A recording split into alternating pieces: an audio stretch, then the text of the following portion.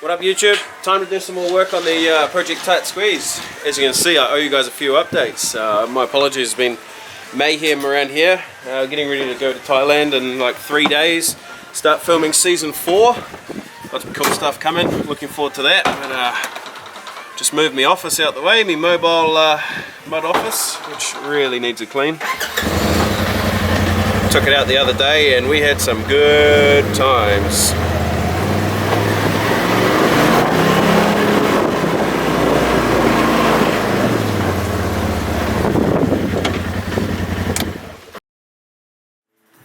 Well, as you can see, in between the mess, oh, I do apologise for this mess.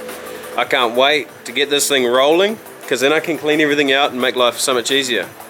As you can see, it stands under its own feet. We've got the rad flows in from Force 4. All that's left is a gearbox. Transfer case is gone. Engine is gone. I was selling a bunch of stuff and the guys turned up and took the spare stuff I had and ended up taking the running stuff. So that's a bonus. Going to be looking at buying a motor when we get back from Thailand.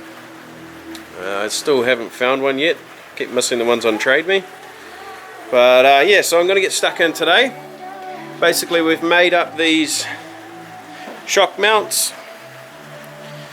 Nice and simple. I actually used some of the DOM tubing that came with the Ruffstuff 3-link kit.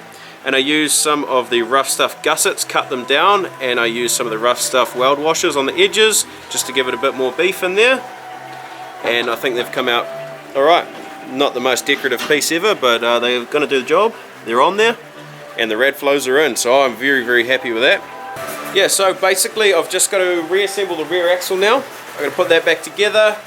I'm not using the chromolyes, unfortunately. We've still got the short ones. We're trying to find a solution for that one. So I'm just going to put the standard ones back in just to make this a roller.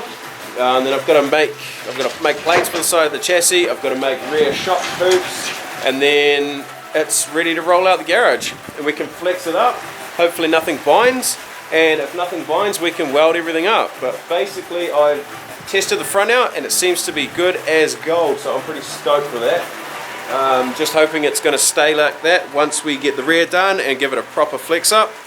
I gave the front good little twist up both ways, and are quite excited to see how much travel we're going to have out of this thing once it's on all fours. Anyways, I'm going to get stuck into this and I'll be back in a sec. So basically everything's gone, as you can see. No complaints from me. Ready to replace it with all the Hilux gear. Basically have sold everything Suzuki. We've sold the rims and tyres, we've sold the axles, sold the gearbox, we've sold the motor, the spare motor, the transfer case. Pretty much just got a body and chassis and some Hilux axles now, so looking forward to carrying on, getting those done. I got stuck in the mess. It was driving me nuts, so I haven't actually done a lot of work, but I have been cleaning and it's starting to look quite good. Put the rear axle back in.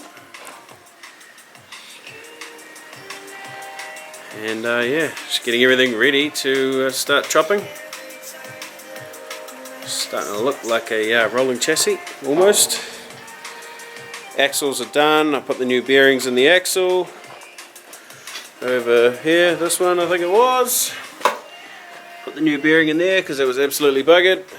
So that's that sorted. Bit of an update. I've cut some fish plates. I've cut the stuff off the chassis. Getting it ready to weld on the side here. So I've cut these fish plates. Going to weld them on here, obviously, because the top of the shock tower is going to go up there. Nice and easy. Made sure it's all nice and clean. Got to clean up the fish plates a little bit, cut some angles on them, spread the load. Progress. Yeah, baby. Starting to look good. We're turning and burning, getting it done. Got one fish plate on. Sweet as. Loving it. It's definitely not coming off, that's for sure. Good thing. I've just got to I've cut both fish plates for both sides, and so I've just got to weld the other one on the other side, and then I've already cut the outriggers, and then I've just got to cut the lengths to make the shock tower, and then mount the shocks, and we're good to go. Progress is good.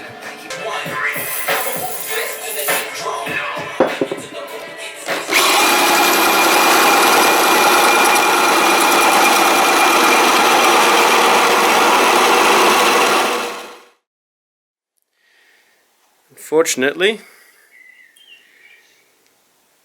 it might be the end of my drill. Which sucks, because I have 2 notches to do to get the rear end finished, and I really don't feel like doing it by hand, so we'll see. I'll let the drill cool down and see if it works. It might work, it might not, so we might have to wait on the install of the rear end. That's a bugger. I wanted to get it done and rolling today so that I could leave it and get stuck back into it when we get back from Thailand, but such is life. That's what happens when you buy cheap tools.